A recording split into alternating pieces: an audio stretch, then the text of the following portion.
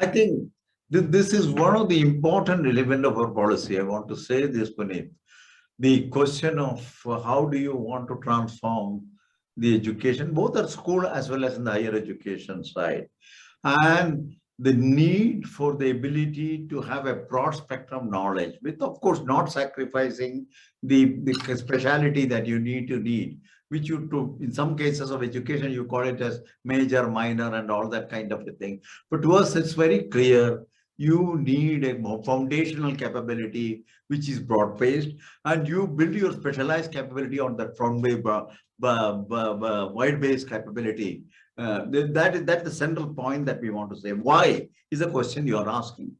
The need for multidisciplinary education is the recognition of realizing holistic development of students even as we undergo rigorous specialization in chosen discipline. In chosen discipline, if we want to get a rigorous specialization, what we say is it is not in lieu of a multidisciplinary wideband knowledge.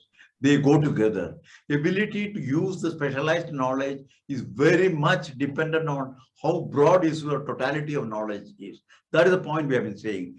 This in turn, why does it happen? It enables the student to explore the numerous remarkable relationships that exist among science and humanities, mathematics and arts, medicine and physics, and etc. And more generally, and this is what I want to underline, to explore the surprising unity of all fields of human endeavor. So that is the central point about multidisciplinary education.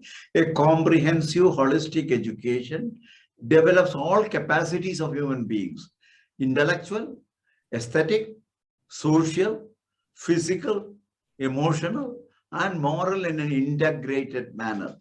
Such education develops the fundamental capacities of individuals on all aspects of being human, and thus is aimed at developing good and complete human beings capable of meeting the multiple demands of a society. Major emphasis is thus given in the policy to the aspect of holistic, multidisciplinary education as a foundational component at all levels of education, but particularly in undergraduate education. Liberal education, as it is referred to in the contemporary discussions of undergraduate education, has its origin in India's age-old idea of liberal arts dating back to almost 1400 years ago. In the classical Indian text, if you go back to the education of Banabhatta's Kadambari, for example, in the modern day social and economic landscape, the age-old Indian concept is now finding recognition in a new form. The present silo-based approach to undergraduate education must therefore transform into an integrated, multidisciplinary, holistic approach to liberal education. And this is what Banabhatta said, that 64 kalas if you master, then only you become a totally educated man. And those kalas included whether it is science, arts, engineering, carpentry, anything which is in the knowledge space. He said 60, they divided into 64 kalas, and they form the fully educated man. And we are now talking about multidisciplinary education, where we need to run the 64 kala definition may be different in the modern context, but the concept remains the same. There is evidence that certain kinds of outcomes associated with integrative approaches in higher education, including written and oral communication skills, ethical decision-making, critical thinking, and the ability to apply knowledge in real-world settings, are the type of education outcomes that many jobs demand today. Job seekers have been often faced with demands that go beyond deep technical expertise or familiarity with a particular technology. There is a search for well-rounded individuals with holistic education who can take on complex problems and understand the needs, desires, and motivations of others through integration of learning across disciplines. In conclusion, therefore, I would like to say exposure to multidisciplinary ways of thinking is a joy. Actually, if you really look at it, it is not a question of a burden that you learn multidisciplinarity and your learning process is multidisciplinary. It's a joy. Why is it?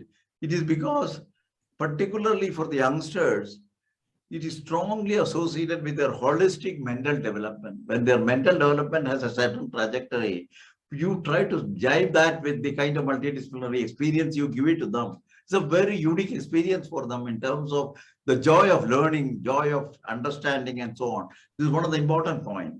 Multidisciplinary education enables you to truly develop both sides of your brain. I'm giving a little more scientific, both the creative, artistic side and the analytical side. So this is one of the unique ways in which this happens. And no education system should deprive the youngsters of this joy or this opportunity to develop holistically. Apart from being a joy, it is increasingly clear, and I want to say this too important, that the 21st century will demand greater flexibility in ways of thinking. And this can only be done through a greater exposure of diverse way of thinking. So you cannot have unidirectional way of thinking, you need diverse ways. Necessity of fostering a culture of innovation in the, so this is the kind of a thing that I had in mind when your question with respect to the intrinsic quality of an individual, how he will be useful to the society, and how you would like to be useful to the industry. Once you have this all-rounded individuals capable of going into specifics in greater detail with much better equipped to take a view on that, I think that is the kind of people we are looking at the 21st century. And that spreads all across the endeavor that this country wants. So that is how I respond to your question.